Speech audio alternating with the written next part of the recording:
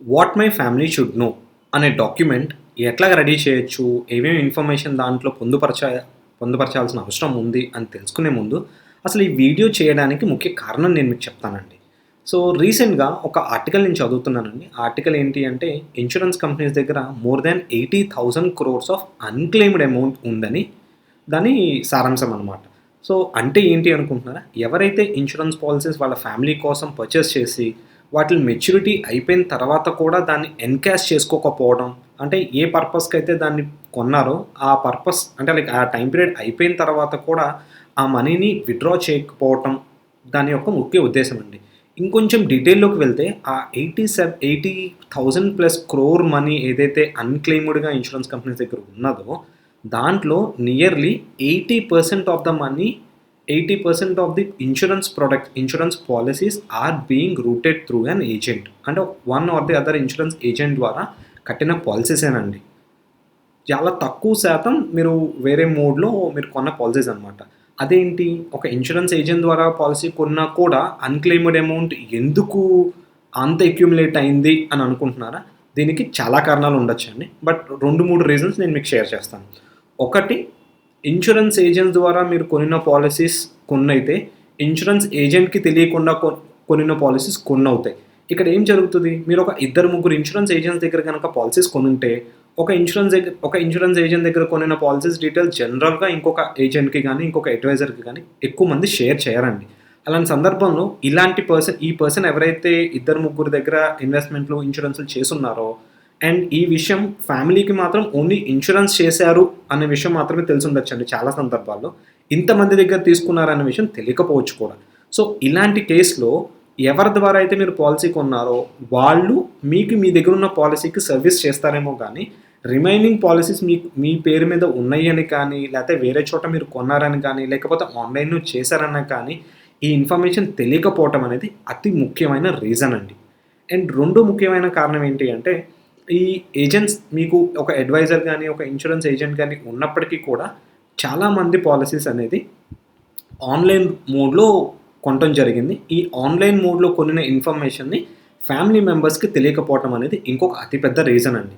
So, ఇవాల్టి video ఆ major కన్సర్న్‌ని address చేయటం కోసం ఈ వీడియో చేస్తున్నానండి. So, what my family should know డాక్యుమెంట్‌లో ఫస్ట్ ఇంపార్టెంట్ ఎలిమెంట్ అంటే ఏం మీరు ఇన్ఫర్మేషన్‌ని గ్యాదర్ చేయాల్సి ఉంటుంది అంటే, మీ ఇంపార్టెంట్ కాంటాక్ట్ డీటెయిల్స్ అండి. లైక్ మీ ఫైనాన్షియల్ అడ్వైజర్ ఎవరు? మీ మ్యూచువల్ ఫండ్ అడ్వైజర్ ఎవరు? మీ ఫైనాన్షియల్ ప్లానర్ ఎవరు? లేకపోతే మీ చార్టర్డ్ అకౌంటెంట్ ఎవరు? లేకపోతే మీ టాక్స్ కన్సల్టెంట్ ఎవరు? మీకెవరైనా గనక ఫ్యామిలీ లాయర్ ఉంటే వాళ్ళ డీటెయిల్సు. ఇంకా నెక్స్ట్ మోస్ట్ ఇంపార్టెంట్ కాంటాక్ట్ అండి. వీళ్ళలో ఎవరి కాంటాక్ట్ ఇచ్చినా, ఇవ్వకపోయినా మీ గురించి మీ ఫ్యామిలీ తర్వాత ఇంకా అన్ని విషయాలు ఇన్వెస్ట్‌మెంట్ డీటెయిల్స్ కానీ, సేవింగ్ డీటెయిల్స్ కానీ, అప్పు వివరాలు కానీ ఏవైనా సరే ఎవరికైతే మీ ఫ్రెండ్ సర్కిల్‌లో ఆ ఇన్ఫర్మేషన్ తెలియడానికి ఎక్కువ ఛాన్స్ ఉందో అలాంటి ఒక కాంటాక్ట్ నెంబర్, ఆ కాంటాక్ట్ పర్సన్ నేమ్ కూడా ఇవ్వటం మర్చిపోకండి. ఇది ఫస్ట్ పాయింట్ అండి. అండ్ రెండో ముఖ్యమైన పాయింట్ ఏంటి అంటే మీ సేవింగ్స్ అండ్ ఇన్వెస్ట్‌మెంట్స్. అంటే మీరు ఎన్ని బ్యాంక్ అకౌంట్స్ మీరు ఓపెన్ చేశారు, లేకపోతే ఎన్ని డీమాట్ అకౌంట్స్ మీరు ఓపెన్ చేశారు, వాటి యొక్క డీటెయిల్స్ ఏంటి, వాటిల్లో నామినేషన్ ఎవరిని నామినేట్ చేయడం జరిగింది. అండ్ దీని రిలేటెడ్ ఇన్ఫర్మేషన్ నాకు ఒకవేళ మీకు ఫ్యామిలీకి యాక్సెసిబుల్ కాకపోతే దీనికి ఎవరిని అప్రోచ్ అవ్వాలి అన్న వాళ్ళ పేరు, వాళ్ళ కాంటాక్ట్ డీటెయిల్స్ ఇవ్వటం రెండో ముఖ్యమైన ఎలిమెంట్ అండి.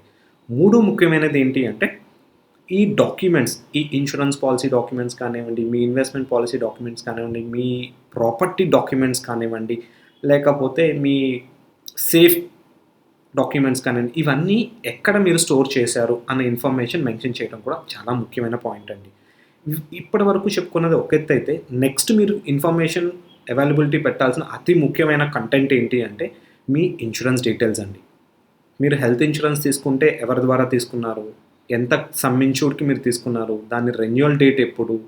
ప్రీమియం ఎంత పే చేయాల్సి ఉంటుంది? దాని కాంటాక్ట్ పర్సన్ ఎవరు? అనే ఇన్ఫర్మేషన్‌తో పాటు మీ లైఫ్ ఇన్సూరెన్స్ డీటెయిల్స్, మీ పీపీఎఫ్ డీటెయిల్స్, ఆహ్, ఇంకా మీ క్రెడిట్ కార్డ్ డీటెయిల్స్, ఇంకా మోస్ట్ ఇంపార్టెంట్ అండి కొన్నిసార్లు మనం చిట్స్ పే చేస్తూ ఉంటాం. అంటే ప్రైవేట్ చిట్స్ కడతా ఉంటాం అనమాట. సో, ఆ చిట్స్ కడతన్నట్టయితే గనక అది ఎవరి ద్వారా కడుతున్నారు?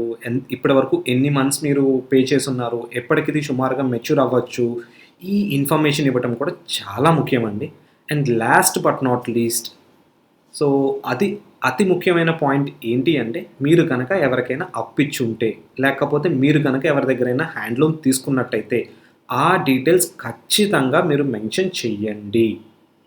And last but not least, me passport renewal ఎప్పుడు, మీ ఫ్యామిలీ మెంబర్స్ పాస్‌పోర్ట్ రెన్యువల్స్ ఎప్పుడు, మీ డ్రైవింగ్ లైసెన్స్ రెన్యువల్ ఎప్పుడు, వాటి యొక్క బేసిక్ డీటెయిల్స్ అనేది కూడా మీరు మెన్షన్ చేయడం చాలా ఇంపార్టెంట్ అండి. ఇవన్నీ షేర్ చేసిన తర్వాత మీకు ఒక క్వెషన్ రావచ్చండి.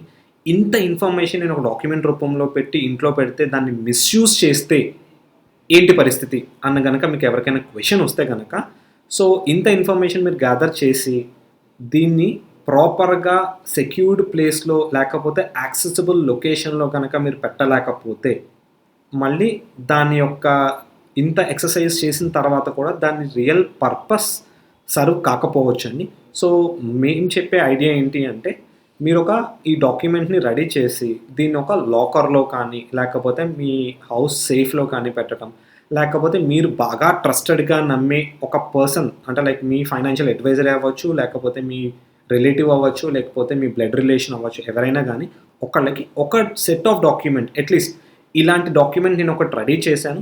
ఈ డాక్యుమెంట్ ఇన్ఫర్మేషన్ అంతా ఇక్కడ ఉంటది అన్న ఇంపార్టెంట్ పాయింట్ అయితే మాత్రం చెప్పండి.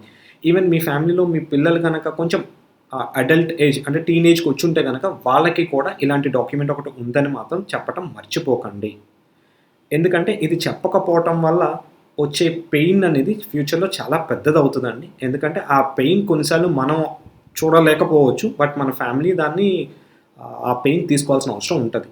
హోప్ ఈ వీడియోలో షేర్ చేసిన ఇన్ఫర్మేషన్ కనుక మీకు నిజంగా నచ్చినట్టయితే, ఈ ఇన్ఫర్మేషన్‌ని మీ ఫ్రెండ్స్ అండ్ ఫ్యామిలీ మెంబర్స్‌కి షేర్ చేయండి.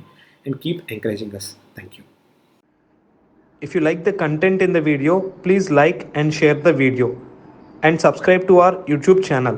If you need any personal appointment, do call us to the below number.